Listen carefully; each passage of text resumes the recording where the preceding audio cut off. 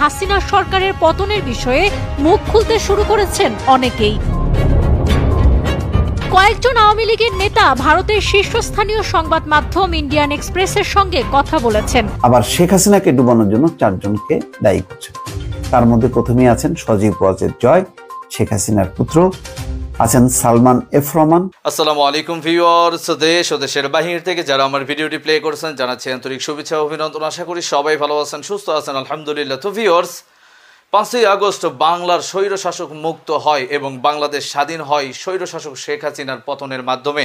বর্তমানে তিনি বাংলাদেশ থেকে পালিয়ে ভারতে আশ্রয় গ্রহণ করেও তার ষড়যন্ত্র মনুষ্যত্বটা এখনো দমন করেননি, বরং বাংলাদেশকে আবারও নতুন করে অ্যাটাক করার জন্য নানাভাবেই বাংলাদেশের ওপরে তিনি আক্রমণ করে যাচ্ছেন। সর্বশেষ তার পতনের জন্য বাংলাদেশের কোন কোন 4 জন ব্যক্তি সবচেয়ে বেশি ভূমিকা পালন করেছে এটা নিয়েও তিনি ব্যাখ্যা দিয়েছেন। আসুন বিস্তারিত জানবো রিপোর্টে। সো ভিডিওতে যাওয়ার আগে ছোট্ট রিকোয়েস্ট করবো, যারা এখনো চ্যানেলটি সাবস্ক্রাইব করেনি, নিয়মিত দেশের সকল আপডেট সবার আগে জানতে অবশ্যই চ্যানেলটি সাবস্ক্রাইব করে পাশে রাখবেন। দর্শক আসুন স্ক্রিনে। হাসিনা সরকারের পতনের বিষয়ে মুখ খুলতে শুরু করেছেন অনেকেই। কয়েকজন আওয়ামী লীগের নেতা ভারতের শীর্ষস্থানীয় সংবাদ মাধ্যম ইন্ডিয়ান এক্সপ্রেসের সঙ্গে কথা বলেছেন। তাদের একজন আওয়ামী লীগ সরকারের পতনের জন্য দলের অভ্যন্তরীণ একটি স্বার্থগোষ্ঠীকে দায়ী করে জানান, শেখ হাসিনা তাদের কথা কখনোই শোনেননি। তিনি শুনতেন গ্যাং অফ 4-এর কথা। এই গোষ্ঠীটি শেখ হাসিনাকে বাস্তব অবস্থা বুঝতে দেয়নি কখনো। আবার শেখ হাসিনাকে ডুবানোর জন্য 4 জনকে দায়ী করছেন। তার মধ্যে প্রথমেই আছেন সজীব ওয়াজেদ জয়, শেখ হাসিনার পুত্র, আছেন সালমান এফ রহমান, আছেন ওবায়দুল কাদের, আছেন স্বরাষ্ট্রমন্ত্রী আসাদুজ্জামান খান কামাল। এই 4 জনকে দায়ী করা হচ্ছে। বলছেন যে তারা কোটা সংস্কার আন্দোলন যে কোন পর্যায়ে পৌঁছাচ্ছিল এটা তারা বুঝতে দেননি। প্রকৃত চিত্রটা, ভয়াবহতা, এটা যে সত্যি সত্যি ছাত্রদের একটা প্রাণের দাবিতে পরিণত হয়েছে, জনগণের সম্পৃক্ততা আছে, এই জিনিসটি তারা তুলে ধরেননি শেখ হাসিনার সামনে এবং শেখ হাসিনাকে ভুল বুঝিয়েছেন। শেখ হাসিনাও মনে করছিলেন যে এটি হচ্ছে জামাত বিএনপির ষড়যন্ত্র, সুতরাং এই ষড়যন্ত্র মোকাবেলার জন্য তিনি শক্তি প্রয়োগের নীতিতে বিশ্বাস করছিলেন। কিন্তু এখানে এই যে রিপোর্টটি করা হয়েছে সেই রিপোর্টে বলা হচ্ছে যে দলের কেউ কেউ মনে করছিলেন যে না, জুলাই মাস থেকে যেই আন্দোলনটা হয়েছে এটা তাদের সঙ্গে বসা উচিত, আকারে ইঙ্গিতে তারা শেখ হাসিনার কাছে সেটি পৌঁছাচ্ছিলেন। কিন্তু শেখ হাসিনা সেই সমস্ত প্রস্তাবগুলো নাকচ করেছে। এখানে যে সমস্ত ব্যক্তি প্রায় 10-12 জনের সঙ্গে ইন্ডিয়ান এক্সপ্রেস কথা বলেছেন, তাদের অভিন্ন কথা, শেখ হাসিনা দল ও জনগণকে পরিত্যাগ করেছেন। অর্থাৎ শেখ হাসিনা এমন এক দলের প্রধান, সরকার প্রধান, যে তার নিজের দলকে এবং দেশের জনগণকে পরিত্যাগ করেছেন। তাদের মধ্যে আওয়ামী লীগের এক নেতা বলেন, আপা অর্থাৎ হাসিনা আমাদের ছেড়ে গেছেন। আওয়ামী লীগের এক নেতা বলছেন, দুর্নীতি, চাঁদাবাজি, নির্যাতন, পুলিশের নিষ্ঠুরতায় জনগণের মধ্যে যে ক্ষোভের সৃষ্টি হয়েছে তা আমরা বুঝেছিলাম। বিএনপিকে নির্বাচনী তরিতে উঠানো গেলে সেই ক্ষোভ হয়তো থামানো যেত, তাতে আমরাই আবার জিততে পারতাম এবং দল ক্ষমতায় থাকতো। কিন্তু এই ব্যাপারে শেখ হাসিনার কোনো আগ্রহ ছিল না এবং শেখ হাসিনা যাদের উপর ডিপেন্ড করতেন, সেই সজীব ওয়াজেদ জয়, ওবায়দুল কাদের, সালমান এফ রহমান এবং আসাদুজ্জামান খান কামাল স্বরাষ্ট্রমন্ত্রী, তারাও একই হার্ড লাইনে ছিলেন। এখানে বলা হচ্ছে নেতা কর্মীদের পরিত্যাগ করে শেখ হাসিনার চলে যাওয়ার একই অনুভূতি শেয়ার করেছেন আরো অনেকেই। 5ই আগস্টের ঘটনাবলী তারা আগে থেকে আঁচ করতে পারেননি। সেদিন শেখ হাসিনা তার বোন শেখ রেহেনাকে সঙ্গে নিয়ে দেশ ছেড়ে ভারতে চলে যান। শেখ হাসিনার ছেলে সজীব ওয়াজেদ জয় বর্তমানে যুক্তরাষ্ট্রে এবং মেয়ে সাইমা ওয়াজেদ পুতুল ভারতে রয়েছেন। আওয়ামী লীগের একাধিক সূত্র বলছে, শেখ হাসিনার দেশ ছাড়ার সিদ্ধান্ত তার মন্ত্রিসভার সদস্য এমনকি ঘনিষ্ঠ সহযোগীদেরও পুরোপুরি বিস্মিত করেছে। এক নেতা বলেন, আমরা টেলিভিশনের খবর থেকে এটা জানতে পেরেছি। তখন আর উপায় ছিল না পালিয়ে যাবার।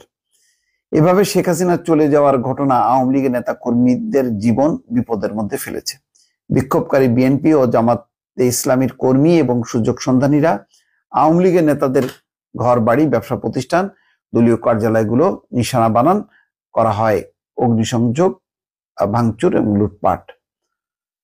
আওয়ামী লীগের এক নেতা বলেন, আমরা একটা সময় শুধু বাড়ি থেকে বের হওয়ার সুযোগ পাই, সেটি হচ্ছে সেনাপ্রধান যখন বেলা 3টার দিকে জাতির উদ্দেশ্যে ভাষণ দেন ও মানুষ তা শুনতে টেলিভিশনের পর্দায় নজর রাখছিলেন, ঠিক ওই সময়টাই তারা বাসা থেকে বের হওয়ার সুযোগ পান। আরেক নেতা বলেন, আমিও আমার পরিবারের সদস্যরা ধরা পড়লে লোকজন আমাদের জীবন্ত পুড়িয়ে মারতেন। আওয়ামী লীগের 15.5 বছরের শাসনামলে শেখ হাসিনা সরকার বিরোধী দলের নেতাদের নিশানা করে কারাগারে পাঠায়, মারধর করে, ভয়ভীতি দেখায়, হয়রানি করে, কিন্তু পরে হঠাৎই পরিস্থিতি উল্টে যায়।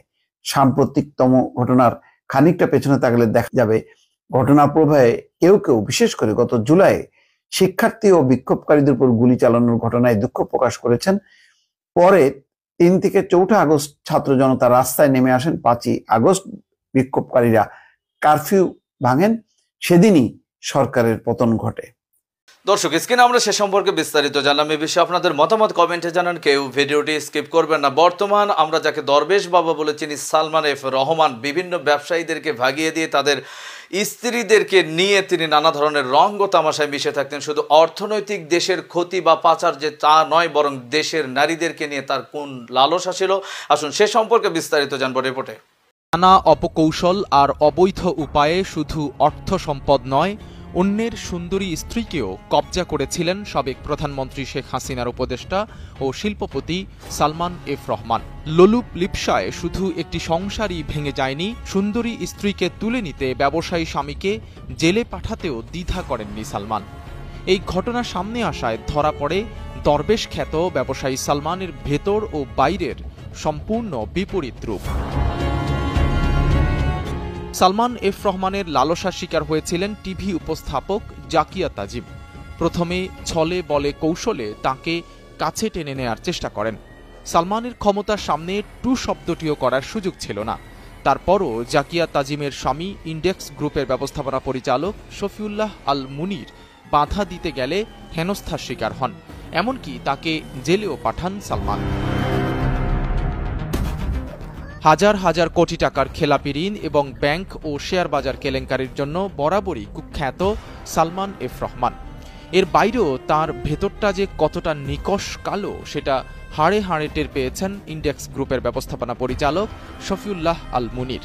সালমান এফ রহমান কেড়ে নিয়েছেন তার সুন্দরী স্ত্রীকে, এমনকি কেড়ে নিয়েছেন তার অনেক ব্যবসা বাণিজ্য।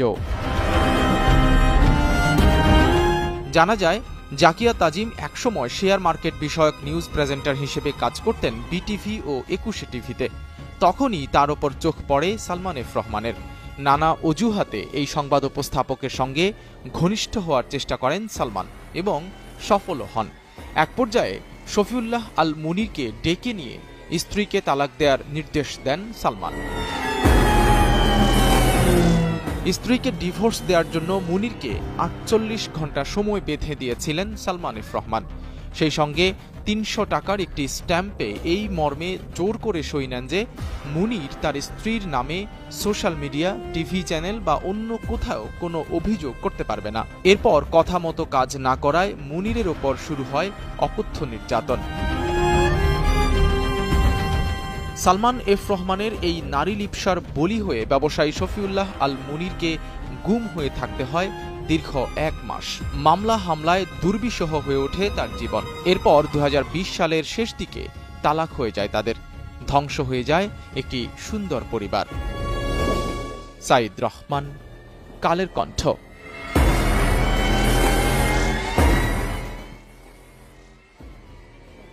দর্শক, স্ক্রিনে আমরা সে সম্পর্কে বিস্তারিত জানলাম। সো আজকের ভিডিও এই পর্যন্ত। ভালো লাগলে লাইক অ্যান্ড কমেন্ট করবেন এবং দেশের সকল আপডেট সবার আগে জানতে অবশ্যই চ্যানেলটি সাবস্ক্রাইব করে পাশে রাখবেন। দেখা হবে পরবর্তী ভিডিওতে ইনশাআল্লাহ। আসসালামু আলাইকুম ওয়া রাহমাতুল্লাহ।